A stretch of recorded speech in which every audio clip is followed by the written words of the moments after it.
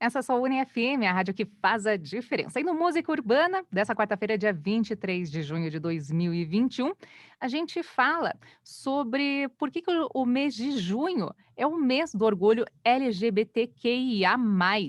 Inclusive aí sobre a sigla também, o que que significa. Bom, quanto a essa pergunta, já começo contando que no dia 28 de junho é celebrado o Dia Internacional do Orgulho Gay, como era conhecido, ou orgulho LGBTQIA+. Mas mais do que explicar o porquê do mês de junho, acho que é importante também conscientizar o porquê existe essa luta e por que que é necessário também falar sobre esse tema e com muita propriedade. Então, a nossa convidada de hoje do quadro Seu Direito, eu chamo a advogada Ananda Pushta, ela que é ativista interseccional e diretora para o Brasil da Ela Global Community. Tudo bem, Ananda? Seja muito bem-vinda. Tudo bom, Patrícia? Muito obrigada pelo convite. É um prazer estar aqui com vocês. Tá certo. Bom, Ananda, eu queria que você explicasse um pouquinho, primeiramente, o que que significa, né, a sigla, né, LGBTQIA. E, bom, primeiramente, por que que ele é importante lembrar, por que discutir, falar sobre esse tema, então? Eu acho que você pode nos explicar ainda melhor. Ah, claro. Bom, falar do orgulho LGBTQIA+, é importante porque a gente ressalta a memória, né, das pessoas que vieram antes de nós e conseguiram lutar para que nós agora tenhamos os direitos que temos, né? Então, é sempre bom lembrar que no dia 28 de junho de 69, né, aconteceu a revolta de Stonewall nos Estados Unidos, né, em Nova York, e liderado, na realidade, por mulheres trans e mulheres lésbicas, né? Stormé de Laverry, Marsha P. Johnson e Silvia Rivera, mulheres que são latinas e negras, né? Então, por mais que esse dia tenha sido conhecido como Dia do Orgulho Gay, quem inicia realmente o enfrentamento contra as opressões que aconteceram, né, em Stonewall, foram mulheres trans e uma mulher lésbica, né, Stormé de Laverry.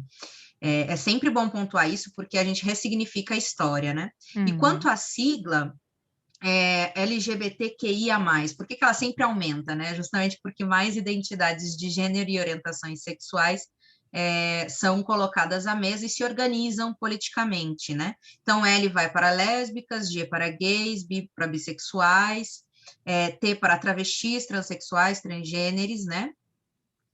Que para pessoas queers, aquelas que não se identificam aí nem com a binariedade, né, nem como homens, nem como mulheres, ou seja, preferem estar fora da caixa, é uma caixa para quem quer estar fora da caixa, né, Judith Butler, que é precursora, né, da teoria queer na academia, e para pessoas intersexo, são pessoas que têm essa condição genética, né, essa condição física diversa entre o macho e a fêmea, existem aí 40 tipos de combinações genéticas, hormonais, que fazem com que essas pessoas tenham uma expressão, né, uma genitália e uma característica sexual diferente do que a medicina considera, né, como macho e fêmea. E há para aliados e assexuais, ou seja, pessoas que realmente não, assexuais, pessoas que realmente não têm um desejo sexual, e aliados, obviamente, pessoas que vêm junto conosco nessa luta, né? Enfim, o mais ele vai para adicionar todas essas outras identidades e orientações sexuais que nos envolvem, né? Já que a sexualidade humana é muito fluida, nossas identidades também elas se constroem através do tempo e das sociedades, sempre se deixa a porta aberta aí para que mais pessoas se sintam representadas, né? Ananda, apesar do mais, como você falou, que possam dar uma brecha para outras ainda siglas, outros símbolos, outras letras. Eu sou do tempo ainda que começou como orgulho gay, orgulho LGBT, e de repente é LGBTQI+, meu Deus, e daí o que que é cada letra? Me explique. E, bom, com relação às siglas, né, esse aumento de letras, apesar do mais, qual que é a importância para quem se insere em uma sigla, uma nomenclatura? Qual que é a importância dessa representatividade, dessa identidade? Claro.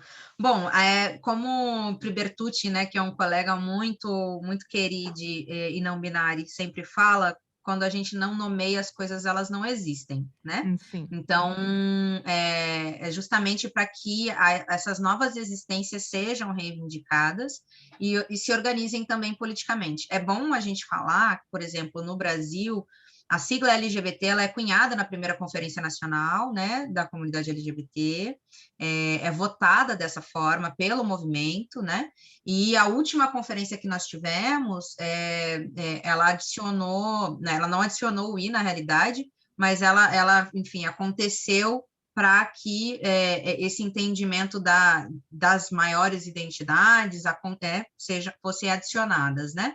E, obviamente, costumeiramente a gente adiciona todas essas letrinhas para que as pessoas se sintam representadas. Mas também tem essa diferença, sabe, entre o movimento civil organizado, ou seja, identidades e orientações sexuais que se colocam politicamente, né, em defesa de políticas públicas, em defesa, né, de legislações, e siglas que existem, mas não estão ainda organizadas. Tem essa dicotomia ainda com relação ao movimento, mas eu prefiro sempre incluir mais do que excluir as pessoas, né, obviamente. Sim, sim. Ou seja, aquelas pessoas que não existem, muitas vezes pode acabar, acarretando em um problema que não existe, entre aspas, para o próprio poder público. Seria mais ou menos isso? Exato. Uhum. E você como é diretora para o Brasil da Ela Global Community, eu queria que você contasse um pouquinho sobre a Ela, como que atua, a história também. Claro. Então, a Ela Global Community, ela nasce na Espanha em 2005, né? A nossa fundadora e CEO, Christine Hansen, ela é alemã, na realidade, mas mora na Espanha há muitos anos.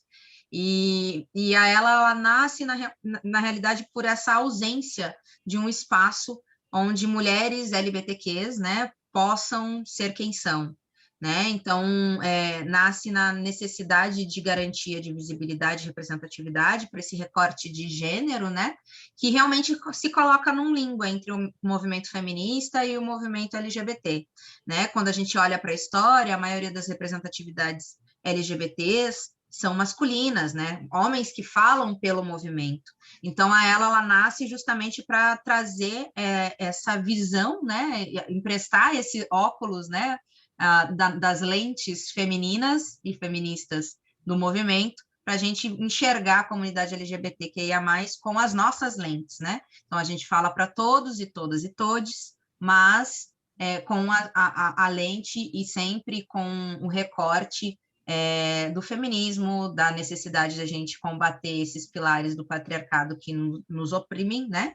E que também não estão, pessoas LGBTs não estão adstritas de realmente compartilhar de questões machistas, né, e de reproduzir, assim como o machismo está encalacrado na nossa sociedade, então a gente nasce na tentativa de trazer uma voz e uma representatividade que seja de mulheres lésbicas, bissexuais, travestis, transexuais, pessoas não binárias, né, e aí pessoas que consigam realmente dar a sua cara ao movimento também. Uhum.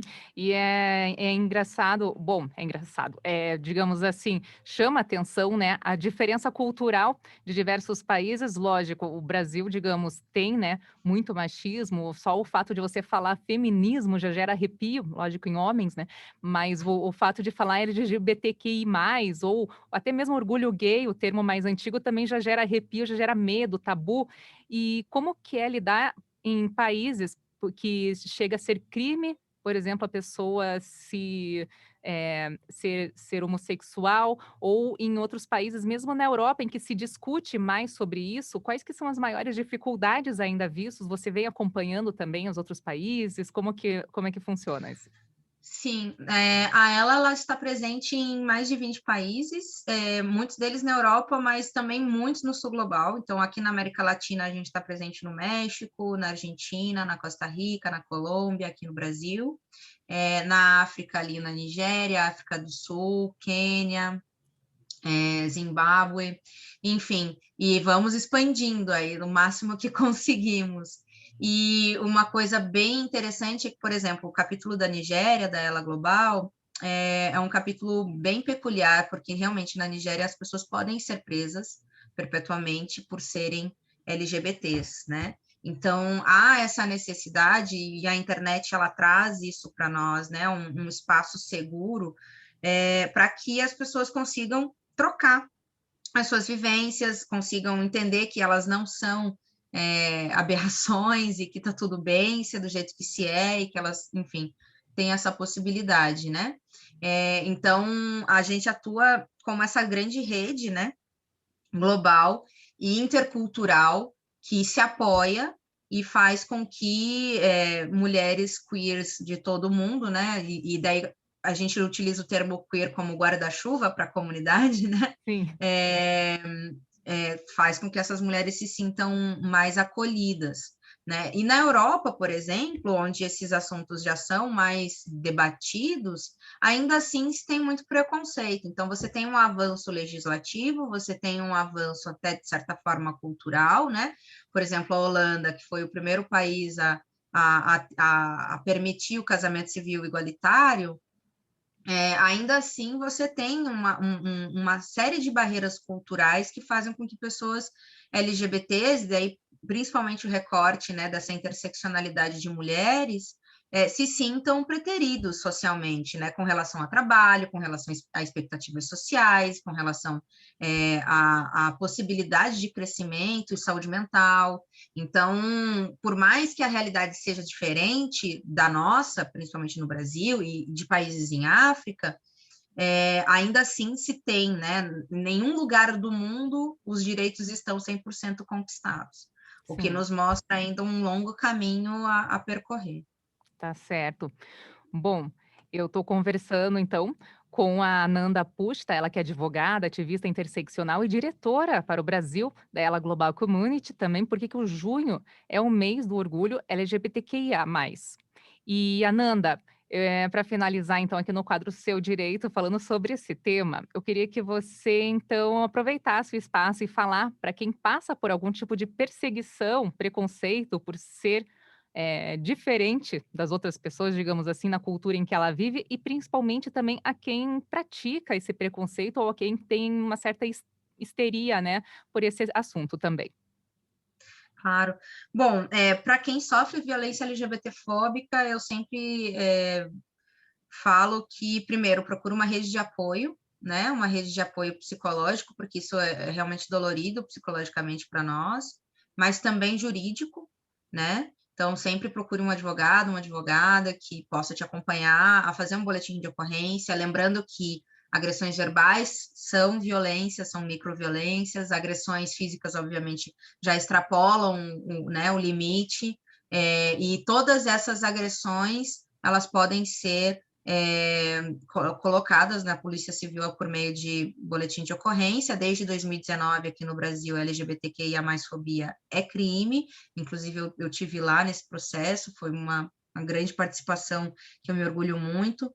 E para quem faz, né, para quem perpetua esse tipo de preconceito, além da minha pena, porque, enfim, se mostram seres humanos um pouco menos evoluídos ao não entender as diferenças que nós temos, né? Eu sugiro muito também procurar uma rede de apoio para conseguir entender o porquê que esse ódio, porquê que essa raiva, essa violência toda te assola, porque isso diz mais sobre o violador do que o violado, né? Então, pessoas que perpetuam esse tipo de violência, elas precisam realmente talvez procurar ajuda, porque devem ter realmente muita dor e muita raiva dentro de si, né? Isso não é legal para ninguém. A Com gente quer viver certeza. num mundo de paz. Sim, exatamente. Bom, Ananda, eu quero agradecer muito a sua participação aqui no programa Música Urbana, no quadro Seu Direito dessa quarta-feira. E um grande abraço, obrigada aí mais uma vez, foi um prazer conversar com você. O prazer foi meu, Patrícia. Muito obrigada, viu? Sempre à disposição. Tá ótimo. Lembrando que a entrevista fica disponível na nossa fanpage facebook.com/unifm e no canal também no YouTube da Rádio UniFM. E no Música Urbana agora mais trilha sonora.